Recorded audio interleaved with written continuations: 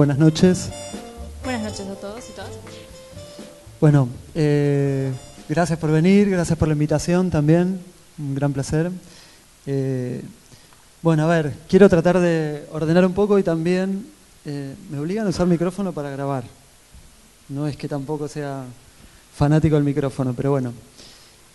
A ver, nosotros trabajamos, bueno, con Camila hacemos un proyecto junto que es una clínica jurídica que atendemos personas, decimos, en el contexto de la migración, porque migrantes, digamos, seríamos todos.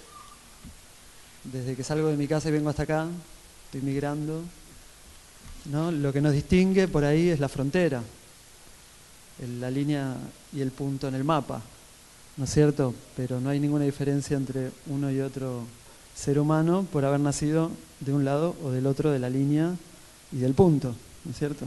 Que ni siquiera existe, solo existe en el mapa, ¿no es cierto? Bueno, entonces, nosotros trabajamos atendiendo a personas que tienen problemas por esa línea y ese punto, básicamente. O sea que no pueden acceder a sus derechos, por ejemplo, el derecho a la salud, educación, vivienda, son sujetos a explotación laboral, sujetos a deportación, a trámites engorrosos o imposibles de cumplir. Cantidad de problemas. Quiero hablar un poco sobre el problema, otro poco sobre lo que nosotros planteamos como estrategia, ¿no es cierto? Esa realidad que nos indaga, ¿no es cierto? La realidad no se nos presenta como un... Bueno, la realidad cuando se nos presenta como un cuadro también nos indaga, ¿no es cierto? O como una foto o como una noticia. El tema es, desde nuestro lugar, ¿qué podemos hacer con eso? ¿No es cierto? Por ejemplo, tenemos la tele ahí, nuestra gran aliada o enemiga últimamente, que todo el tiempo la prendemos y nos dice cosas. La realidad se nos presenta a través de la tele. ¿Qué hacemos con la realidad? Bueno, nos enojamos, nos angustiamos, nos ponemos contentos si nuestro club de fútbol ganó, si ganó mi partido político también, si perdió, etcétera. Depende de cada uno. Por eso, yo estoy dando ejemplos que tratan de incluir a todos y a todas. Pero en fin, lo que estoy hablando es, cuando la realidad me interpela de alguna manera, yo tengo muchas opciones, ¿no es cierto? Múltiples opciones. De acuerdo a cómo yo entienda esa realidad, voy a reaccionar, ¿no es cierto? Por ejemplo, si yo estoy en un lugar donde mi relación con la migración es pura y exclusivamente analítica, teórica, ¿no es cierto? Digamos, intelectual, mi reacción ante el fenómeno va a ser teórica, intelectual, etc. Ahora, si yo entiendo a la migración como algo práctico, humano, cotidiano, vivo, yo tengo que tratar de reaccionar de alguna manera siguiendo esa línea, ¿no es cierto? Bueno, a nosotros nos tocan específicamente los problemas legales, porque nuestra formación fue en Derecho, los dos somos abogados, tenemos un gran defecto, tenemos otros, pero ese es uno de los percitos. Y entendemos todo el mundo desde lo jurídico, desde lo legal, desde la ley, desde el cumplimiento de la ley o no, digamos. Y ahí hay que hacer un pequeño paréntesis, digamos, en qué entendemos por ley. ¿Buenas? O qué tipo de leyes se deberían aplicar en estos casos, digamos. Básicamente tenemos, voy a dibujar algo que también es medio extraño, que es una pirámide, ¿no es cierto? Se supone que todas nuestras leyes, nuestras normas, las podemos incluir en una pirámide, lo cual habla de su jerarquía, ¿no es cierto?, o de su importancia. En la parte superior, suponemos, está nuestra Constitución Nacional y los instrumentos de derechos humanos, que a partir del año 94 tienen jerarquía constitucional. Ya no hay discusión sobre eso, aunque recientemente algunos han dicho, incluso en el nuevo tribunal, la nueva composición de la Corte Suprema, uno de los que empezó a integrar la Corte ahora empezó a decir ya que esta idea sobre todo referida a los derechos sociales, esta idea de que los derechos sociales como derechos humanos son mucho más importantes que un montón de cosas, esa idea no le cuaja tanto. Lo dijo de una manera un poco más jurídica, pero en definitiva se está manifestando en contra de la vigencia de esos derechos. Bueno, después de la Constitución y los tratados tenemos las leyes y después toda la parafernalia de normas que los estados, o sea que las personas también supimos hacer.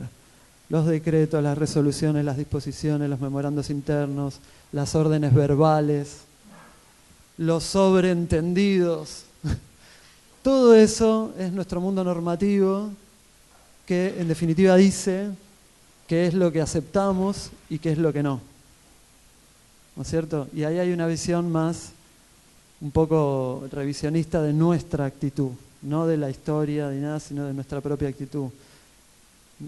Uno puede pensar que esas normas son muy buenas, por ejemplo, cuando la Constitución garantiza la igualdad entre argentinos y extranjeros, ¿no es cierto? Una de las primeras normas constitucionales es la igualdad entre alguien que no nació acá y el que nació acá.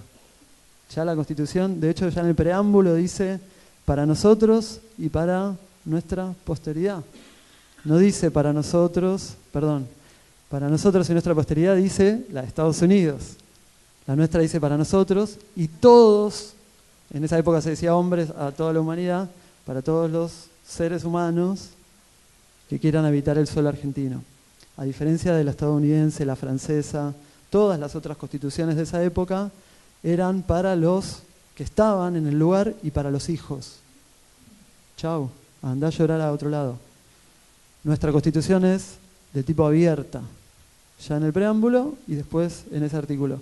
Y después tiene un par de artículos más, uno que me interesa muchísimo, lo heredé también de otro profesor, es el que habla sobre la abolición de la esclavitud, que dice que todos los hombres, de vuelta a lo mismo, ¿no? Todos los seres humanos, hay que adaptarla, nacen libres iguales, en la Argentina, en la República Argentina no hay esclavos, y todos los que haya automáticamente quedan libres, y si llegara a ingresar un esclavo al territorio argentino, por el solo hecho de pisar el suelo argentino ya es libre.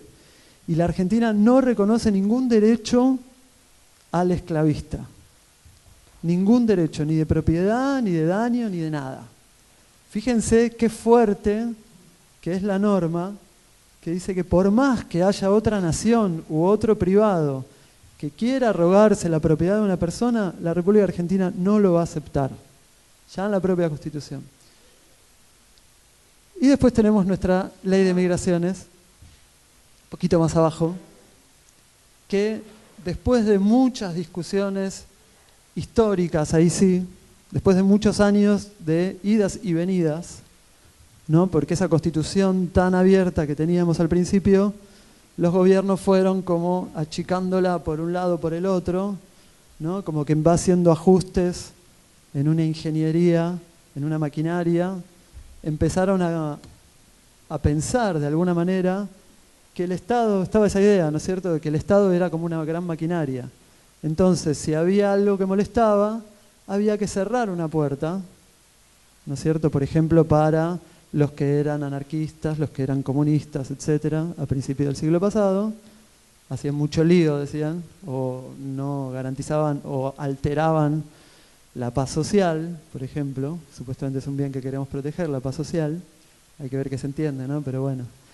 Y entonces, como no nos gustaba ese tipo de gente, la expulsábamos, ¿no es cierto? Después seguimos avanzando en la historia, empieza a haber un capítulo un poco más abierto, sobre todo la cuestión de países limítrofes es muy importante, sobre todo porque no va cambiando a lo largo de los años significativamente. Se mantiene la tendencia históricamente por siglos, por lo menos lo que está documentado, por siglos. O sea, no es que en los últimos 50 años, es histórico y ancestral, diría yo. La migración de pueblos desde el norte hacia esta zona, yendo y viniendo, comerciando, relacionándose. Bueno, hay mucho dicho sobre eso, ¿no? De cómo los pueblos se unían de otra manera, no con la línea y el puntito. Y luego, más o menos, bueno, después viene la época de Perón, después vienen las dictaduras, las más fuertes, más o menos fuertes, y empieza nuevamente una tendencia regresiva hasta el pico más alto, que es la ley Videla, en el año 81, se llama Ley de Fomento de la Inmigración, porque en esa época creo que una de las cosas que más le gustaba a esta gente eran los eufemismos, los dobles o los sentidos ocultos, o en realidad decir que una cosa es negra y en realidad es blanca, ¿no? Ocultar la realidad. Decían los argentinos somos derechos y humanos, era otra cosa, los desaparecidos no están, no existen, no sabemos quiénes son. Y esto, ¿no? Fomentamos la inmigración y en realidad lo único que fomentamos es una maquinaria, ahí sí hay una ingeniería para que las personas se queden en una situación de total desprotección. Es así la ideología de esa ley. Luego de muchos años, de muchas peleas y de muchas violaciones tremendas, viene la ley actual, que ya tiene más de 10 años, 12 diría yo. Y es una ley que tiene como resultado toda nuestra historia, de alguna manera la metieron en una licuadora y salió una ley que tiene un montón de derechos humanos y acepta, de alguna manera, la cuestión de la necesidad de establecer como ciertos mecanismos para garantizar algún tipo de seguridad. Y ahí viene todo ese concepto tan terrible de la seguridad, que yo lo quiero plantear justamente como problema.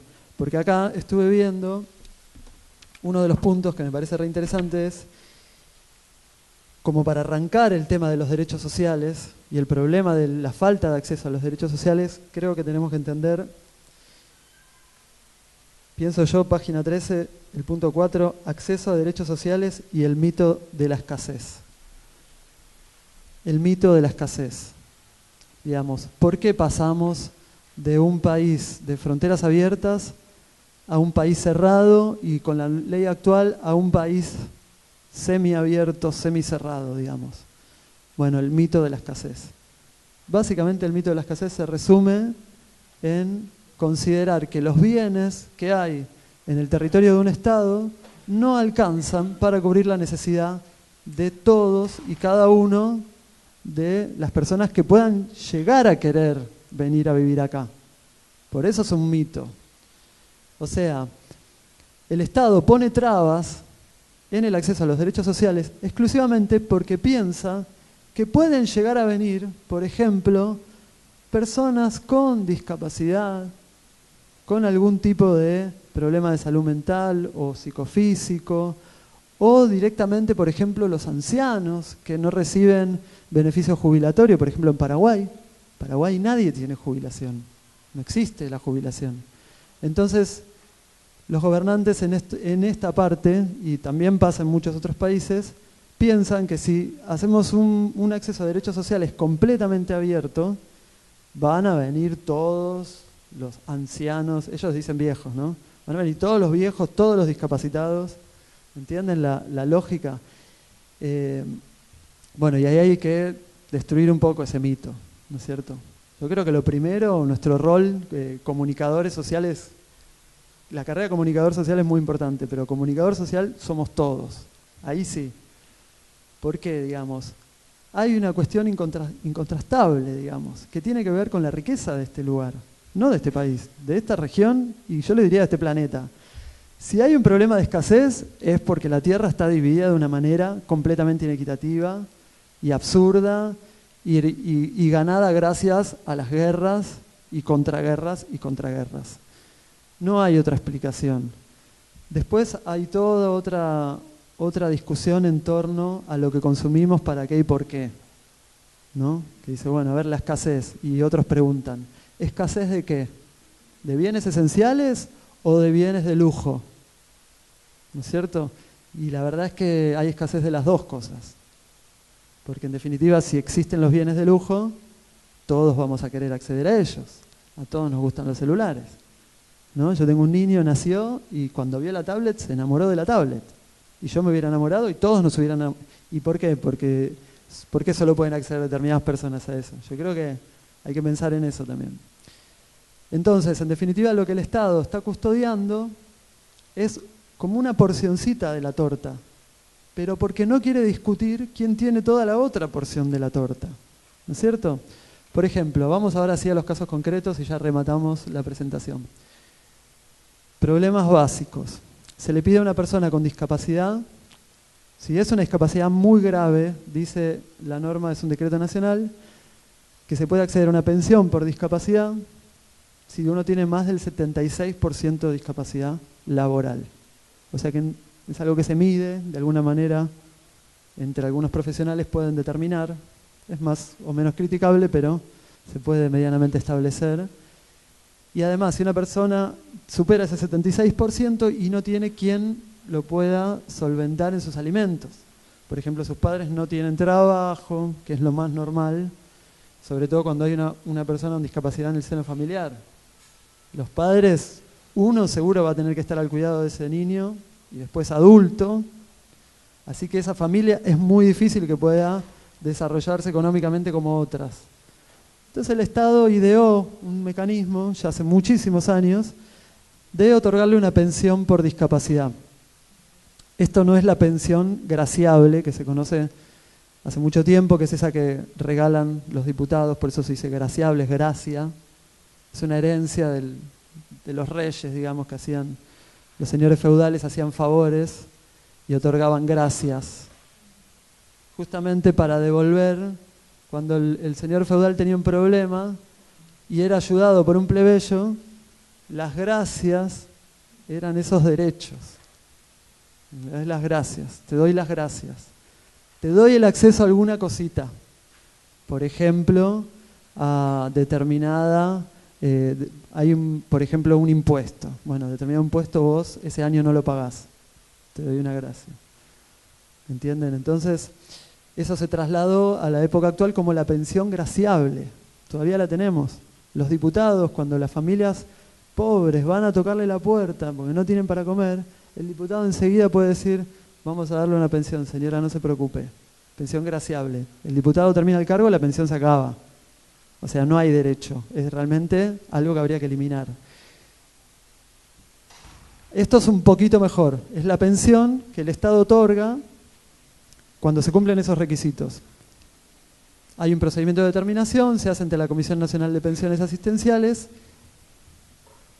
Es un trámite largo, pero si una persona es extranjera, así dice la norma, tiene que tener más de 20 años de residencia. Esto hace que los niños jamás puedan acceder, ¿no es cierto? Bueno, esto se hizo una demanda que se ganó hace un montón de años, se logró que a una niña se le diera la pensión y realizamos, esto fue una demanda que llegó a la Corte, estas son las estrategias. Básicamente, creo que en todos estos años solo pudimos lograr un caso individual. No pudimos lograr nunca un caso colectivo, aunque hemos intentado otros. Después hemos ganado otros casos individuales y han habido otros abogados y abogadas que en otros lugares, 1, 2, 3 o 4 casos han ganado. Pensión por discapacidad. Luego hay otra que es la pensión por vejez, que es la misma norma, pero lo único que se le pide a la persona es que sea adulta mayor, que supere los 70 años de edad, no se bajó todavía al final, 70 años de edad, y que no tenga ningún beneficio jubilatorio, ningún derecho jubilatorio, ningún haber. Y ahí le piden 40 años de residencia, mucho más difícil, ¿no es cierto?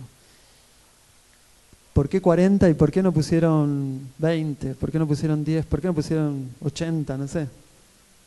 Porque 40 en esa época, fue hace 10 años, los que tenían más de 40 eran los abuelos que todavía estaban vivos, que eran italianos, españoles. Entonces, como los que dictaron las normas son los hijos de los inmigrantes de ultramar, casi siempre italianos y españoles, no quisieron dejar afuera algún que otro viejito que pueda quedar. Pero bueno, los de Mercosur, olvídate, 40 años de residencia. Bueno, a nosotros nos tocó litigar un caso de estos, de una persona que era europea del Este. El señor se llama Korkop, Georgip Korkop. y logramos un resultado positivo, se declaró la inconstitucionalidad de esa norma, y ahora por lo menos a Korkop ya le están pagando desde el año pasado su pensión por vejez, lo cual es súper importante. Primero porque él vino acá porque el Estado argentino fomentó la migración de europeos del este hacia Argentina. Él observó que Argentina invitaba a la gente de Europa del Este a migrar. Y él vino por esa invitación. Y acá encontró que todo era distinto, no encontró trabajo, está con su nieto a su cargo, es una persona muy mayor, bueno, tiene infinidad de problemas, así que esta pensión por lo menos pudo lograr el caso individual. Y estamos en la parte recién ahora, porque los tiempos no son tan rápidos en la justicia ni en los abogados, entonces todavía estamos la parte colectiva empezando a discutir en el trámite judicial, lo que se llama ejecutar esa sentencia. Es todo un proceso muy largo, donde vamos a empezar a decirle al juez que todavía no se adaptó, a pesar de haber ganado, el Estado todavía no cambió la legislación, y ahí va a venir todo un debate más o menos largo para poder modificarla. Esperemos que en algún momento haya un resultado. Bueno, voy a referirme solo a esos dos problemas, porque después estaría también el acceso a la AUH, la asignación universal por hijo, donde ya nos piden 3 años de residencia. Después vienen todos los problemas relativos a vivienda, donde siempre hay que tener residencia, DNI, domicilio, etc. Después los problemas para acceder a la salud, donde ya no hay trabas escritas en una norma. Ya las trabas tienen que ver con los prejuicios, con las órdenes verbales, con los sobreentendidos que mencioné hace un rato. Hay sobreentendidos. Por ejemplo, el sobreentendido de nos vienen a quitar la salud, etc. Pero bueno, en definitiva, siempre estamos hablando del mismo problema, que es el mito de la escasez. Cuando, por ejemplo, en estos casos, ¿no?, discutiendo con el Estado Nacional sobre la reforma de esta ley, finalmente el año pasado la Comisión de Pensiones hizo como un estimativo, no sé muy bien cómo hicieron para encontrar el número, pero de cuántos niños podían acceder a la pensión por discapacidad. Y dicen que no superaban las 1000 personas, justamente porque las personas que tienen una discapacidad tan grande no se van a ir del único lugar donde tienen, por ejemplo, una red social, familiares, amigos, barrio, todo lo que uno conoce, donde si tengo que ir a trabajar 2 horas a la de una vecina, si tengo que ir a cuidar a alguien, si tengo todas las changas que yo pueda conseguir, alguien tiene que ocuparse de la persona que está a mi cargo, si no, no puedo vivir. ¿Y qué voy a hacer? ¿Voy a hacer una aventura, ir a migrar a la Argentina, ir a vivir una villa para...? Bueno, algunos lo hacen, pero no por aventura, sino por una extrema necesidad. Y esos tenemos varios casos. La miro a Silvia, que es estudiante de la clínica. Tenemos varios casos. Esos no puedo decir los nombres porque todavía no son públicos, pero bueno, hay varios casos de niños. Una que ya vinieron de niñas y ya son adultas, ya cumplieron con los 20 años de residencia y están tramitando la pensión. Ni siquiera pudimos hacer el amparo, pero ya cumplieron. Imagínense, estuvieron 20 años, vinieron como niñas, son 2 niñas, bueno, ya adultas, que vinieron y estaban postradas. La madre no podía salir de la casa, por ejemplo, para ir a hacer las compras, tenía que atarlas a la cama, porque si no las ataba, se caían al piso y podían quedar boca abajo y ahogarse. Entonces tenía que atarlas a la cama. Y si no, no podía salir a comprar y no las podía alimentar. O sea, no podemos pensar que es un criminal porque las ata a la cama. O sea, es una necesidad tan grande la que vive esta gente que tiene que recurrir a esas estrategias. O sea, piensa en la dimensión del problema, sobre todo en casos de discapacidad. Entonces, fíjense, estas 1000 personas, ¿qué pueden representar para el presupuesto del Estado Nacional? La pensión, ¿alguien sabe cuánto es ahora la pensión? ¿Te acordás, Cami? 2 o 3 mil pesos, sí.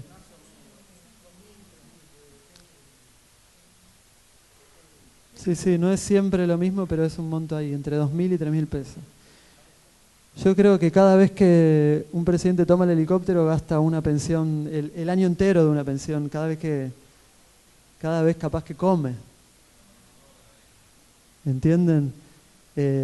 O sea, realmente es el mito de la escasez. Es el boleto más barato de avión, sí, tal cual. Y lo otro es, en todos estos casos, bueno, ni hablar el tema de vejez. ¿Cómo podemos aceptar que una persona que tiene más de 70 años va a cruzar, no sé, el Atlántico desde África o desde China o desde cualquier país del mundo que no tenga jubilación para que acá el Estado lo alimente? Sería medio loco. Yo nunca vi un barrio donde vivan todos ancianos, digamos.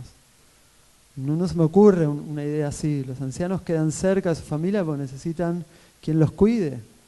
Y si somos pobres, no podemos pagar a alguien que nos cuide. Nos van a cuidar nuestros familiares.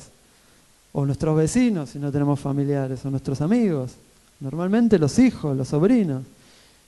Así que eso también es un nuevo mito, ¿no es cierto? Bueno, y lo mismo pasa con el tema de la vivienda. Se esconden muchos mitos. Así que lo mínimo que podemos hacer, me parece, desde nuestro lugar, porque también hay problemas que nos exceden, casi todos los problemas nos exceden, pero por 10, por 100, por 1000, por 10.000. Siempre nos superan exponencialmente a nuestras ideas, nuestra capacidad de acción. Por eso estoy poniendo ahí el cuadro de, ¿no? Este círculo de problema, estrategia, resultado es algo que todos deberíamos tener como en lo inmediato. Si yo soy, por ejemplo, mecánico, ¿no es cierto? En mi mente hago esta resolución. Problema, ¿no? Problema. Bujías sucias. Estrategia. Puedo limpiar las bujías, puedo cambiarlas, puedo reemplazarlas por unas que tengo acá. Resultado, ¿va a andar bien? ¿Va a andar mejor? No va a andar. ¿Bien? Soy comunicador social, soy militante, soy estudiante. Siempre tengo que pensar problema, estrategia, resultado. En este caso, como el problema es el mito, creo que la única estrategia es la comunicación, la información, destrabar los mitos, ¿no es cierto? Cuando acusaban a los migrantes, acuérdense, en el 90, 91, etcétera, acusaban a todos los que eran extranjeros, entre comillas, de traer todos los males a la Argentina. Lo que estaba ocultando, ¿qué era? Que el mal, este mal que veíamos que era la pobreza, como crecía, era resultado de una política. Era resultado de poner en práctica ideas que realmente no tenían ningún reflejo en la realidad, ¿no es cierto? Por ejemplo, cuando se dice que nos quitan el trabajo. ¿En qué puede competir? ¿En qué lugares pueden competir las personas que no nacieron acá con los que nacieron acá? Y bueno, como en todo el mundo, es exactamente igual en todo el mundo. Los migrantes suelen ocupar los lugares de trabajo que los locales no desean. Por X razón, por razones culturales, por lo que sea, ¿no? Por lo que sea. Desde la producción fruto-hortícola a cargo de las personas de nacionalidad boliviana, por ejemplo, que yo me acuerdo, yo era mucho más joven, ahora soy joven, ¿no? Era un niño y no había una cantidad de ofertas de verduras y de frutas como las que hay hoy, ¿no es cierto? ¿Y eso quién lo fabrica? ¿Quién lo produce? ¿Quién hace que ahora, por ejemplo, esté el tomatito, el amarillo? No, el cherry ni hablar, ahora está el amarillo, el pomodoro, ¿no? O el zucchini, cantidad de cosas que uno dice, eso no existía acá. Y se produce acá en Escobar y en un montón de otros lugares. Bueno, y para cerrar, el ejemplo que a mí me parece maravilloso, ejemplo de la vida, porque esto nos tiene que, me parece, aleccionar a todos, es el de las mujeres que cuidan ancianos, ¿no es cierto? Que es un sector del mercado laboral que ocupan casi en su totalidad las mujeres peruanas, por lo menos en su origen. Bueno, ¿cómo llegamos a este resultado? ¿Por qué las mujeres peruanas ocupan este lugar? Básicamente por un cambio en el esquema económico y social de la Argentina. ¿Qué pasa? Cambió la forma de organizar la familia. Antes, las personas, cuando se hacían adultas y eran mayores y ya no trabajaban, quedaban viviendo en la casa con los hijos. ¿No es cierto?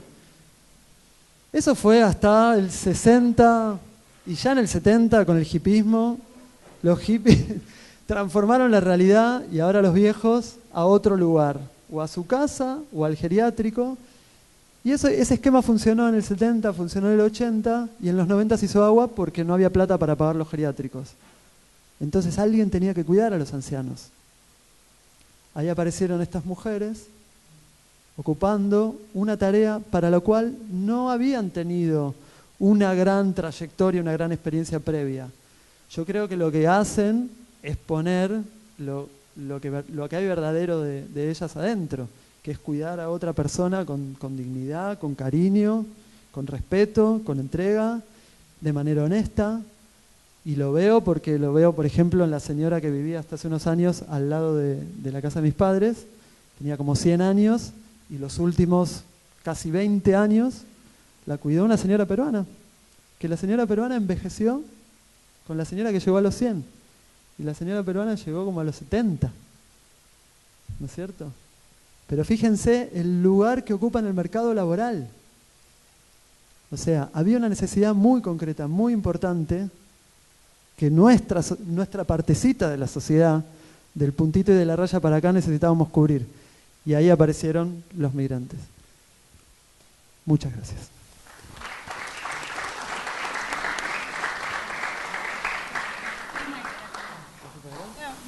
¿Te vas a quedar ahí? Me voy a quedar acá. Dale. Bueno, yo en principio, más brevemente, le quería contar un poco sobre el trabajo de la Defensoría del Pueblo, también para que conozcan la Defensoría como recurso, ya que trabajo ahí en la Subdirección de Migrantes, y después un poco del tema de, voy a seguir en esta línea que generó Pablo, de problema, estrategia, resultado.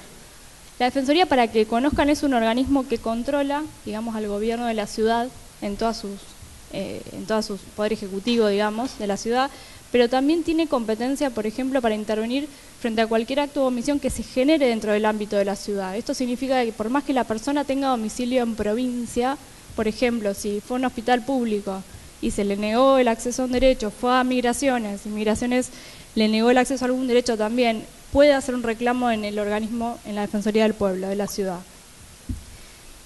Como organismo de garantías dentro de esto, yo trabajo en lo que es la Subdirección de Migrantes y trabajamos principalmente lo que tiene que ver también mucho en trabajo en red, y por eso también trabajo en la clínica jurídica de CAREF, lo que tiene que ver con el acceso a la residencia de las personas y todas las complicaciones que pueda haber en ese proceso, que por más que la ley de inmigraciones hoy en día establece un procedimiento que es totalmente diferente al anterior, con revisión, con garantías judiciales, o sea, garantiza el acceso a la justicia en algún punto en comparación con la ley Videla.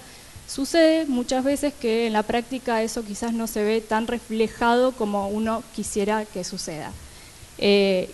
También esto en lo que tiene que ver con problemas, estrategia, resultado, las prácticas distan muchísimo de lo que es la norma.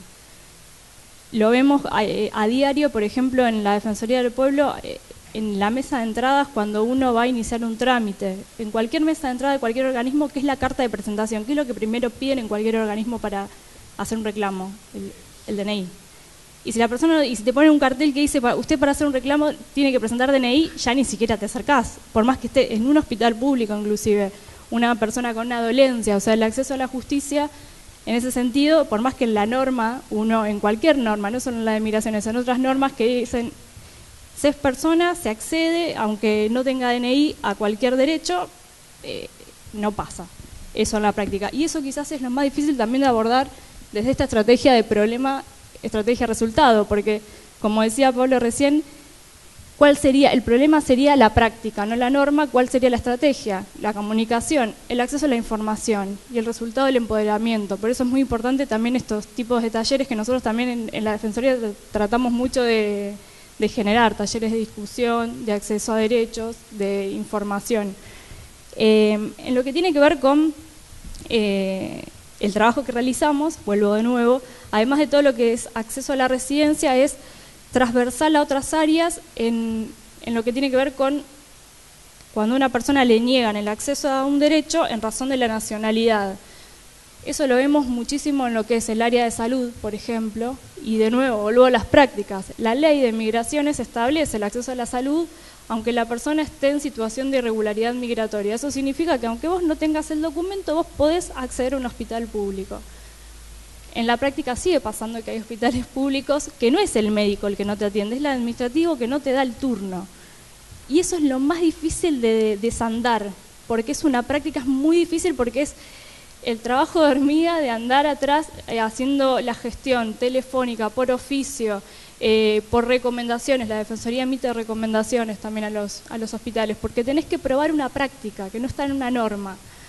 Y eso también, posicionar a la persona y decirle, vos podés conocer que la norma, el artículo 8 de la ley te dice esto, y que la persona se posicione frente al administrativo que no te da el turno diciendo yo tengo derecho a que usted me dé un turno aunque no tenga documento, porque tengo una dolencia y tengo derecho a la salud. En los derechos sociales es más complicado, porque hay normas que son, vivienda es como lo que contaba Pablo, hay normas que por más que la Constitución sea más amplia, después abajo eso es otra cosa que sucede. Hay normas muy amplias que abajo se van acortando a lo largo de la jerarquía normativa que marcó Pablo y restringiendo. Por ejemplo, en lo que es en la ciudad, el subsidio habitacional, que te establece una residencia, tenés que estar en la ciudad y te pide DNI, te pide. Entonces, vos decís, bueno, sí, pero yo en realidad tengo derecho a acceder a los servicios sociales, esto, aunque tenga irregularidad migratoria, puedo acceder, porque la ley también lo plantea así en el artículo 6, en condiciones de igualdad, acceso en condiciones de igualdad, que después en las normas, acá sí es un problema normativo y es más difícil en estos términos de abordarlo, porque ya no es una práctica, entonces requiere de alguna estrategia judicial, ¿sí? Y en lo que tiene que ver con, un poco quería también trabajar sobre un caso concreto para que vean cómo trabajamos sobre lo que es niveles de acceso a derechos en condiciones de igualdad, y también tenemos cuestiones de acceso a la residencia y, por ejemplo, un caso de una familia, para contarles un poco cómo trabajamos, un caso de una familia dominicana que no le fue aceptado a la madre el pedido de ingreso respecto de sus hijas que están en Dominicana. Una hija está acá, las otras están en Dominicana. ¿Cómo se trabaja el caso? Se acompaña la situación de la señora en el expediente administrativo generado ante Migraciones. En el caso en concreto, lo que se vio vulnerado fue el derecho a la reunificación familiar, que es uno de los ejes centrales también de la ley de inmigraciones y es un cambio trascendental en relación a la ley anterior, porque tiene ejes muy marcados. Por ejemplo, en lo que es acceso a la justicia, garantiza el derecho de defensa, que la ley anterior tampoco garantizaba. En lo que es reunificación familiar, garantiza el derecho no solo desde el inicio de la ley, que está entre los objetivos del derecho de reunificación familiar, sino a lo largo de los distintos artículos. Por ejemplo, es un criterio que permite otorgar una residencia permanente a una persona, el tema de la reunificación. Y es también un criterio que permite impedir una expulsión también, porque es una vía de excepción la reunificación familiar, o sea, se deslindar para que no se efectivice una expulsión por razones de reunificación familiar. Y en este caso también es un criterio muy importante para tener en cuenta de si una madre está en Argentina solicitando el ingreso de sus hijas, se tiene que considerar que pasa en la práctica, no siempre, de nuevo, volvemos a lo que es normas versus prácticas, no siempre las prácticas se condicen con lo que establecen las normas. Y la Defensoría, en ese sentido, nosotros intervenimos también en ese expediente administrativo, que siempre también el trabajo de la institución se caracteriza por trabajar en red con otros organismos. También mucho a demanda de lo que tiene que ver con la sociedad civil. Por ahí se hacen planteos de talleres, se generan talleres y se trabaja desde lo interdisciplinario, que eso también es súper importante para el abordaje desde los organismos, trabajar no solo desde lo jurídico, sino también desde lo social, con un enfoque multifocal. Y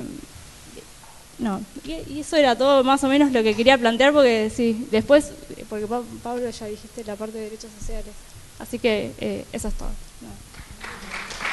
Si quieren hacer preguntas y eso. Sí, si quieren hacer, ahora viene un espacio de preguntas, así que viene debate, sí, así. Esto es con el micrófono, ¿no? Por ejemplo, en el Buenas tardes primero, gracias por haber venido. En el área de educación, la educación media, el que participa dentro de educación pelea para que tomen un alumno que no tenga el DNI. Para emitir el certificado analítico, la norma dice acompañar fotocopia del DNI. ¿Cómo generás la manera de que eso lo puedas elevar en la provincia de Buenos Aires a la Dirección General de Escuela? Espera, ¿este anda también? Sí, sí. Eso se podría articular, por ejemplo, con la Defensoría del Pueblo de la provincia, se me ocurre. Porque nosotros en ciudad, con lo que es títulos, con lo que es analíticos y eso, hacemos envíos de oficios. Yo creo que todas las defensorías, hay defensorías de pueblo en provincia, en nación, en la ciudad, y se manejan más o menos todas iguales. Como son organismos de control, controlan la actividad del Estado en los distintos niveles, si hay una norma que está infringiéndose, uno hace un oficio por el medio del cual se exige primero el cumplimiento de la norma. Y frente al no cumplimiento, porque se dice, bueno, esto dice la norma, usted tiene que cumplir con lo que dice la norma, emita el certificado analítico. En la ciudad hay una ley que es la 203 que también garantiza el acceso a la educación en todos los niveles, la emisión de títulos aunque no tenga DNI. Para mí, para articular un caso acá en la provincia hay una defensoría del pueblo. Ahora. Necesitamos que hagan las preguntas al micrófono para que se graben, por favor. Yo lo que quería agregar, perdón, es que eso en realidad contradice la Ley Nacional de Educación, que dice que con la presentación de los documentos emanados del país de origen, eso es suficiente para ingresar, permanecer, rendir exámenes, obtener los títulos, etcétera. Lo que tratamos es de no generar estrategias que puedan comprometer al estudiante, generalmente un niño, ¿no? Porque puede pasar que uno vaya a la escuela con una intimación al director para que cumpla la ley y todo, y te dicen, bueno, está bien, lo dejo le dejo rendir y qué sé yo, después el año que viene por ahí no hay vacantes, justo. ¿No?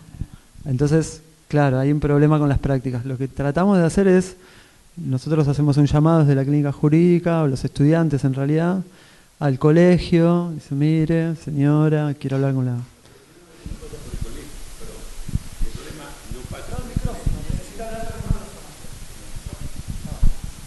El colegio lo lográs, que te deje cursar, que te deje dar exámenes, que tome el documento emitido, en este caso por Perú. Ahora, cuando vos lo tenés que mandar a la provincia para que te emita el analítico, te pide copia, explícitamente copia del DNI.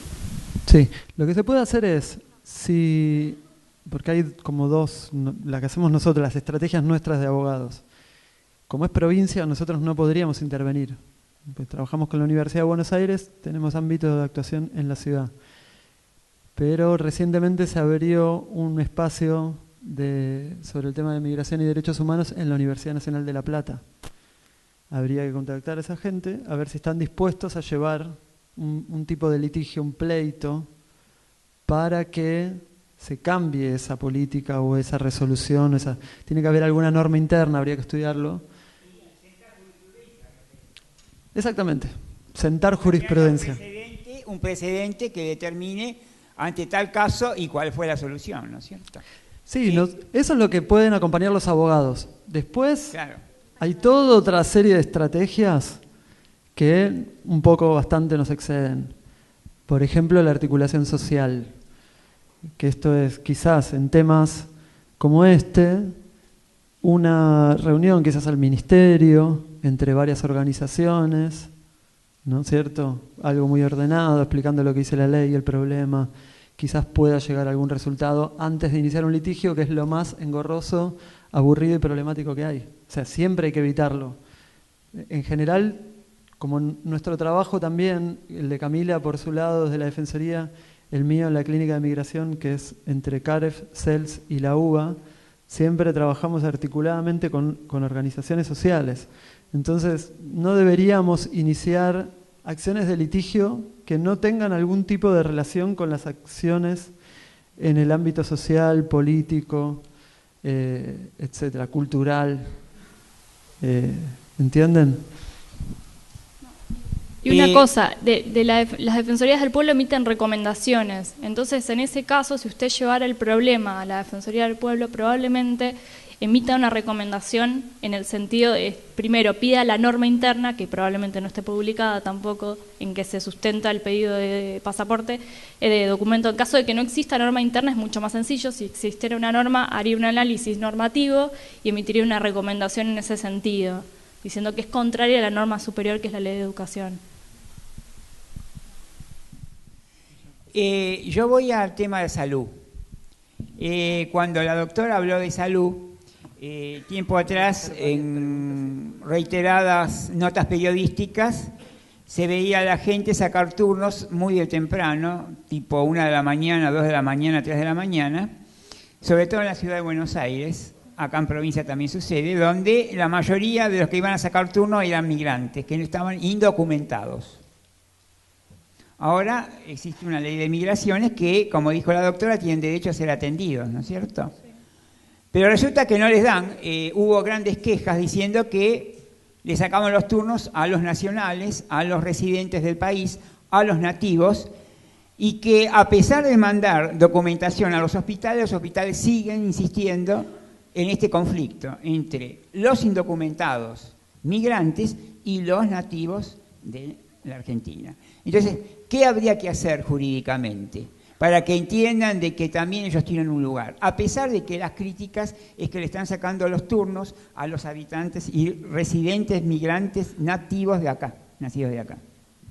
Propongo que hagamos una ronda de preguntas. Yo voy anotando con Cami, vamos a ir metiendo y contestamos después por grupos de preguntas. ¿Parece? Hola. Pablo. ¿Qué tal? Hablábamos, usted nombró el ordenamiento jurídico, puso como ejemplo la pirámide, y hablaron de normas, de leyes, y hizo hincapié en la Constitución de 1994, y hizo un breve recorrido en contexto histórico, y yo quería acotar y preguntarle a usted si no es necesario el debate hacia una discusión con una Constitución más amplia, que se defina sobre políticas sociales, con una matriz de justicia social o de progreso social, teniendo como jurisprudencia la Constitución de 1949, que en los artículos 37, 38 y 40 tiene con precedentes, como usted hablaba, derecho a la ancianidad y demás, y quería preguntar si no es necesario empezar de los lugares de universidades, debates y demás, el debate hacia una Constitución con una matriz de justicia social. Quería enfocarme en eso.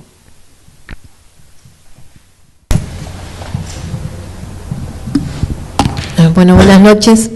Mi pregunta es referida también a la cuestión de la salud y la pensión a la vejez.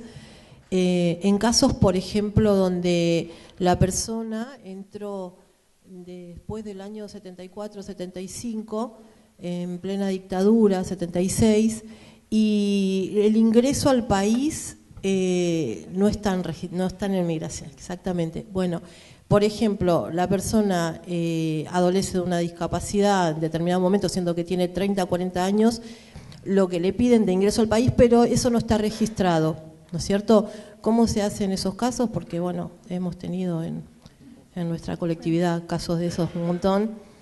Y bueno, y después también lo que preguntó este señor referido a la educación, cómo salir, ¿no? Bueno, eso es una discusión también de lo individual más hacia lo colectivo, porque si no quedamos siempre en casos aislados y contando anécdotas de los casos que pueden salir y colectivamente no hay como un progreso. Nosotros todavía estamos en esa pregunta.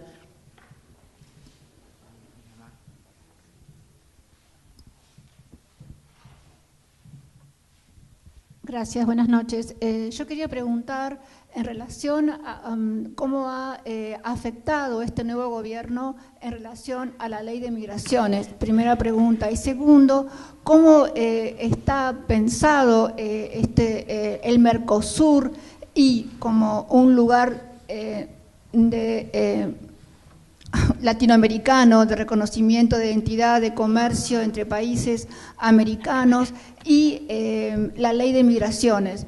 Y si en un futuro, que esperemos que no suceda, que hay un enfriamiento de esta relación entre el Mercosur y países latinoamericanos, ¿cómo afecta a la migración, a las migraciones entre pueblos y también a los nuevos tratados internacionales que están en carpeta del nuevo gobierno para llevar adelante en un futuro. O sea, se ve modificada todo lo que está sucediendo en la ley de migraciones y los nuevos tratados internacionales que se quieren proponer, y el Mercosur con este enfriamiento que tiene actualmente, que no le dan el control pre-tempore a Venezuela, por ejemplo.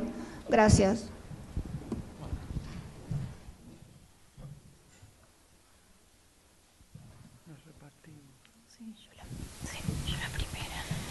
Sí, bueno, más que una pregunta es una reflexión en relación al campo de los derechos, porque evidentemente aquí se está hablando del campo de los derechos sociales, económicos y políticos en relación a la migración, pero en realidad cuando tampoco se puede proteger al ciudadano de una nación determinada en cuanto a derechos sociales, económicos y políticos, porque prácticamente en algunas constituciones de algunos países del mundo no se garantizan tampoco los derechos sociales, económicos y culturales de sus propios pobladores, de sus propios, de los nacidos en ese país.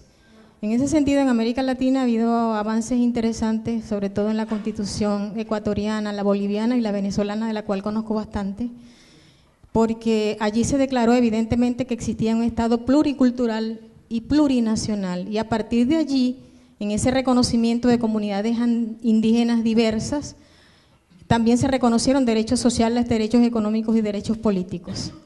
Entonces, en ese sentido, si en muchos países no se garantiza algunos derechos sociales, culturales y económicos de sus propios pobladores, de sus propios connacionales, es una lucha mayor el reconocimiento de esos derechos para los migrantes.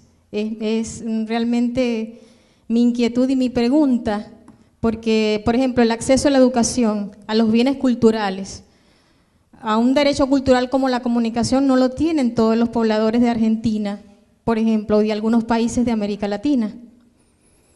Entonces, en ese sentido, igual el acceso a la educación gratuita que debe garantizar toda Constitución. Les escuché a ustedes decir que la Constitución argentina garantizaba a los migrantes ese derecho a la salud y también a la educación. Pero si no hay políticas públicas que garanticen esos derechos, que se haga práctico, no simplemente en la teoría, en la definición constitucional, sino en la práctica. En la práctica para cada uno de los, quizás de los partícipes, de los que podemos participar y de los que en algún momento quizás podamos tener una condición de migrantes en algún país.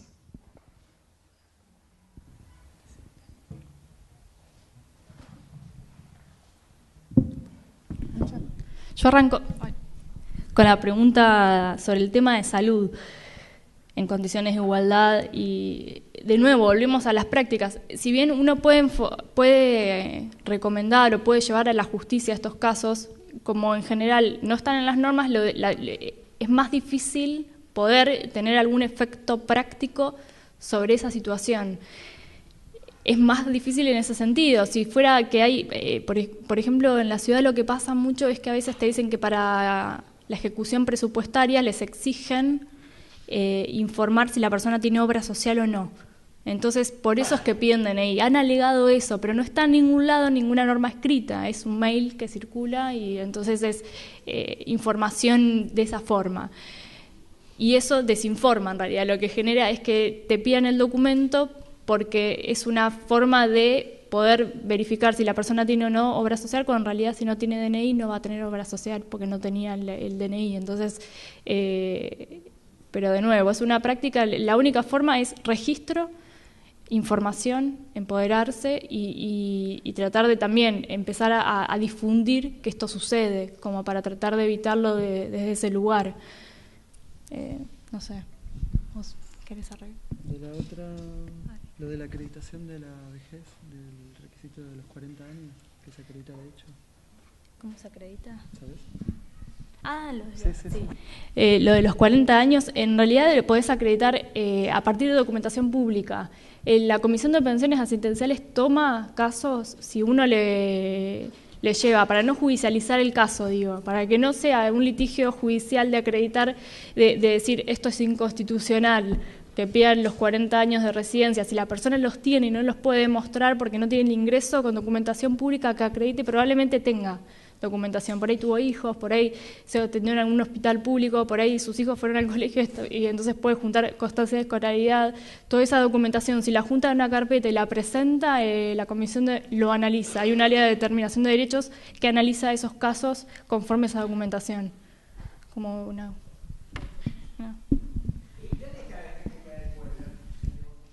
Vamos a dejar las páginas. Dale. Anota. Anoto la clínica. En la calle Venezuela. ¿Venezuela cuánto? 842. Venezuela y Piedras. Y a la vuelta está el CELS. La sede central se mudó ahora. Uy, no me acuerdo el nombre, pero espera que ahí te busco el nombre. Y vamos a poner también la página del CELS y la de CAREF, ahí buscan y aparece Clínica Jurídica Migrantes, pongan Clínica Jurídica Migrantes y les aparece el link con los turnos, los horarios, el mail, si nos quieren escribir, etc. Bueno, para finalizar, hicieron preguntas muy interesantes, a la vez muy difíciles de responder. O sea, yo creo que son preguntas que no tienen respuesta, pero vale la pena. Y creo yo que lo más interesante de esto es que tengan un lugar donde ser planteadas.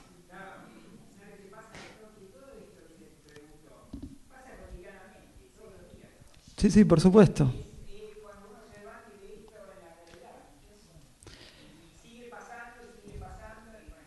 Por eso digo que esto de que es una realidad que por eso digo, es una realidad que nos interpela, nos interroga. ¿Qué podemos hacer con esa realidad? Bueno, cada uno, esa es mi respuesta, la respuesta de Pablo José Asa, como dijo la presentadora. Mi respuesta, para mi forma de ver las cosas, no es la única. Es que cada uno tiene que adecuar la respuesta de acuerdo al lugar que uno ocupa, ¿no es cierto? Yo tengo una visión desde el mundo legal, es como muy cómoda, también tengo una visión desde el mundo político, no es tan cómoda, pero trato de trabajar con organizaciones que de alguna manera coincido con su visión política. Lo mismo que trato de juntarme con gente que de alguna manera tiene mi misma mirada, pero no todos son así, no todos piensan como yo, mis amigos no piensan como yo, mis familiares no piensan como yo, etc. Es una construcción. A mí me gustaría que tratáramos de pensar como hizo, bueno, hace muy poquito murió Mohamed Ali, ¿no? Lo habían bautizado Cassius Clay, era Mohamed Ali. Como cuenta Galeano en algún libro, dice que escribió el poema más corto de la historia. ¿Lo escucharon? Bueno, lo voy a decir primero en inglés y después en castellano. Como es corto, dice, se paró frente, le habían pedido que preparara algo para hablar, y él era un boxeador. Era medio rudimentario para poder escribir un discurso frente a un montón de personas.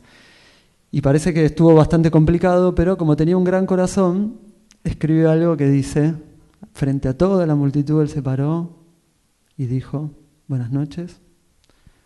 Y en inglés dijo, me, we, que en español es yo, nosotros. Y terminó el poema de Cassius Clay o de Mohamed Ali. Digo, tenemos que empezar a pensar como nosotros. Yo digo, es cierto, cada uno tiene su ámbito de incumbencia, su ámbito de actuación. Cada uno actúa desde su propio lugar frente a esa realidad. Reacciona de acuerdo a sus pensamientos y por eso saca algo de sí. Lo que pasa es que de acuerdo a ese pensamiento colectivo que tengamos, vamos a responder en nuestros actos cotidianos, ¿no es cierto? Eso es algo que quedó en el tintero cuando expliqué lo de la Constitución. Digo, si las leyes se cumplen o no, no es responsabilidad de la justicia, como se dice en los medios de comunicación o en los medios de descomunicación. No es problema de la justicia, es problema nuestro. Nosotros hacemos cada día que esos derechos no se cumplan. Nosotros sostenemos colectivamente esta idea de negación de derechos. ¿Cómo hacemos para deconstruir o reconstruir o construir sobre cimientos sólidos. Bueno, acá hay algo que me dicen, por ejemplo, yo cuando nací, esto no era legal, esto estaba prohibido, ¿no es cierto? Entonces, ante esa pregunta que tiende a ver que estamos estancados, yo digo, momento, la humanidad atravesó muchas instancias para llegar hasta el punto donde estamos hoy. Por ejemplo, que empezamos a hablar de derechos iguales, de verdad, entre el hombre y la mujer. Iguales de verdad, no iguales en lo teórico, iguales de verdad. El reparto de los roles tiene que ser entre iguales. Y ni hablar con el tema de la migración. Estamos mirando... ¿Pero qué pasa? ¿Qué voy a lo concreto? Que nuestras ideas equivocadas sociales nos llevan a políticas públicas equivocadas. Por ejemplo, las ideas del muro, las ideas de blindar las fronteras, esta idea de una tropa que patrulla el mar Mediterráneo para que no entren los que huyen de Siria, etcétera, y de tantos otros países. La frontera en el norte de Estados Unidos. Nuestra frontera también se está convirtiendo en eso. Y nosotros no nos quedamos indignados cuando se aprueba un decreto de necesidad de urgencia para comprar armamento militar para controlar la frontera. O sea, fue lo primero que hizo este gobierno. Yo creo que desayunó, respiró, como le dijo el maestro Ravi Shankar, varias veces y dictó la emergencia en seguridad exclusivamente para comprar armamento militar para controlar la frontera. Y todos quedamos así, ¿no? Esa es nuestra inercia social, ese es nuestro problema social. Solo podemos salir de esa inercia con actividad. ¿Cuál es nuestra principal actividad? Tiene que ser intelectual, porque si no podemos construir ideas mejores, no vamos a saber hacia dónde ir. No quiere decir que hoy las tengamos. Tenemos muchas ideas sobre lo que no debe hacerse, seguro, y buenos, malos ejemplos. La frontera norte de Estados Unidos, la frontera sur de Estados Unidos, la militarización de Centroamérica, el mar Mediterráneo. Todo el planeta que ha tratado de militarizar el control de las fronteras y de la inmigración ha fracasado. Solo ha generado más muertes, ha generado tráfico ilegal, ha generado negocios clandestinos, ha generado más corrupción. Lo mismo que la lucha contra las drogas. En vez de atacar el problema, atacamos la causa. Bueno, la respuesta colectiva debería venir por el lado de algún tipo de toma de posición política a nivel sudamericano mínimamente. Mínimamente, porque es verdad, hace falta ecualizar un montón de legislaciones, que es algo que no existe todavía. Necesitamos tener algún tipo de paridad. Pero vuelvo a lo del principio, el mito de la escasez. ¿Qué pasa si verdaderamente reconocemos los derechos sociales a todos? No nos va a pasar nada malo. Verdaderamente lo que nos enseñaron los profesores de verdad es que existen falsos guardianes. En cada hospital público, en cada escuela, en cada ministerio hay un falso guardián. Hay alguien que está custodiando un interés público que no es público. Es un mito. La gente que actúa de esta manera, que actúa rechazando, no es gente ignorante. Es gente que está convencida de lo que piensa. De hecho, convencido viene de convicto, preso. Uno está convencido de sus pensamientos y por eso actúa como actúa. Entonces, la única manera que tenemos para que esas personas dejen de pensar como piensan es mostrando que hay un pensamiento superador, ¿no? Bueno, los lugares son como estos. El lugar de debate, el lugar de construcción. Por algo, por ejemplo, todas las revoluciones primero tuvieron alguien o un grupo de personas que dijo, hay que ir para allá. Ahí vamos todos. Y todos dijeron, sí, vamos, esto me gusta. No es que la gente salió a cortar cabezas sin saber qué iban a hacer después. Salieron a cortar cabezas porque creían que había algo mejor después. Si no, a nadie se le ocurre cortar la cabeza de nadie, ni de un alfiler, ni un fósforo. ¿Entienden? Entonces, el espacio que tenemos acá es súper importante y súper valioso. No necesitamos tener el resultado hoy. Lo que pasa es que como estamos muy acostumbrados y muy educados para el resultado, pretendemos que en nuestro debate teórico automáticamente aparezca de la magia del intelecto una solución milagrosa para todos los problemas sociales. Bueno, lo que pasa es que estamos viendo, en vez de ver a un bebé que se va a transformar en un adulto, va a crecer, va a desarrollarse, etcétera, que esa es nuestro ideal ahora, ¿no? Este ideal de comunidad humana, que es el ideal que está en la Constitución Nacional, es un bebé, verdaderamente es un bebé. Bueno, hay que alimentarlo, hay que cuidarlo, cuando llora hay que estar ahí, no hay que quedarse dormido, siempre tiene que haber alguien responsable, hay que repartir esa responsabilidad de manera igualitaria, etcétera, etcétera, etcétera. Pero es un bebé. O sea, yo creo que estamos en el camino. No pienso tanto en a dónde voy a ir en lo inmediato. Me parece que tenemos que construir ideas comunes, ideas comunes, ideas comunes, ideas comunes. Y eso, bueno, me parece que responde a todas las preguntas. A la tuya sobre la Constitución y el debate, me encantaría, sería súper feliz. Pero me parece que también el fuego quema desde abajo, ¿no es cierto? Falta el debate social antes del debate jurídico. Yo creo que sí. Yo concuerdo con vos, Pablo, con que hay que generar trincheras de idea.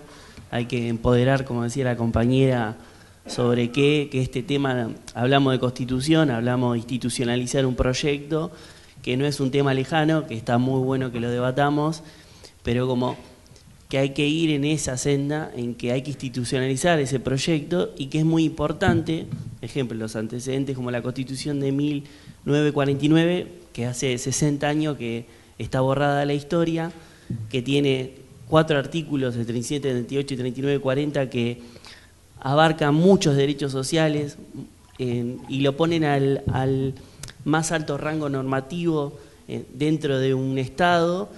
Y vos hablabas del mito de este guardián que cuida, y yo acompaño lo que vos decís y también agrego que ese guardián también representa o tiene una interpretación. El statu quo cuida el statu quo de, bueno, ¿a qué intereses representa ese? ¿Sí? Hay que diferenciar, hay que ir empoderando al pueblo de diferenciar cuál es el Estado, no sé, un Estado liberal que representa los intereses del pueblo de una manera y un Estado integrador que representa los intereses de otra manera. Este guardián que vos lo llamabas, muy importante, ese guardián, ¿qué interés representa? ¿A quién, qué cuida? Es muy importante dar ese debate. Es muy sencillo para mí, en vez de decir yo, nosotros, dice yo. O sea, si hay una idea común, ¿vieron el individualismo? El individualismo es previo al capitalismo y después el capitalismo se transforma en salvaje. Primero hay una idea de que el individualismo es algo que está todo bien, ¿no es cierto? ¿Qué hacen los nenes en la plaza? Mío, no te presto. ¿Qué hacemos con el celular? ¿Con la guitarra? No lo presto, ¿no es cierto? Entonces hay una idea de lo individual muy fuerte. En la medida que no podamos destruir la idea de lo individual, ojo, porque ahí sí viene la historia, ¿no? Aprendimos de la historia. La idea de lo colectivo, solo de lo colectivo, nos anula. Es 1984 Orwell, ¿se acuerdan? El Gran Hermano, ¿no es cierto? Es el Gran Hermano. O sea, solo colectivo no funciona, solo individual tampoco. Pero estamos en ese punto. Estamos discutiendo cuál es el modelo mejor. Un modelo pura y exclusivamente social tampoco funciona. Me parece que el desafío, como los derechos humanos desde el principio, están pensados como frenos al poder. Frenos al poder. Al ser humano de cualquier sexo, religión, creencia, origen nacional, etcétera, le gusta más el poder que el dulce de leche, que el mantecol, que todos los dulces que se le pueden ocurrir. Entonces, los derechos humanos lo único que hacen es colectivamente ponerle un freno al poder. Ahora lo que tenemos que identificar es quién tiene el poder. Bueno, de los 100 grupos hegemónicos globales hoy en día, 51 son empresas, 49 son estados. ¿Quién tiene el poder? ¿No es cierto? Ahora estamos en un momento donde tenemos que debatir también otra cuestión global. Ya no son los estados el problema. Hay otro problema más grande, que es que el poder ya está repartido entre individuos. Entre individuos. ¿Qué hacemos con las corporaciones? Por ejemplo, miren el documental acerca de Google.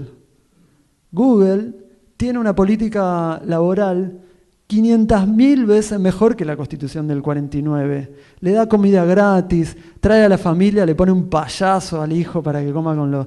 Todo lo que se te ocurra. Te hacen masajes para que escriba. No sé, ocurrite lo más extremo en lo social, Google lo supera. Y la gente se vuelve loca igual, laburando en Google. Se vuelve loco igual. Pero Google entendió que si los trata bien, los tipos producen. No que logran más, le rinden más, porque ninguno supera los 10 años en Google. Ninguno supera los 5. La gente se vuelve completamente loca porque entiende que está en un lugar de locos. Tal cual.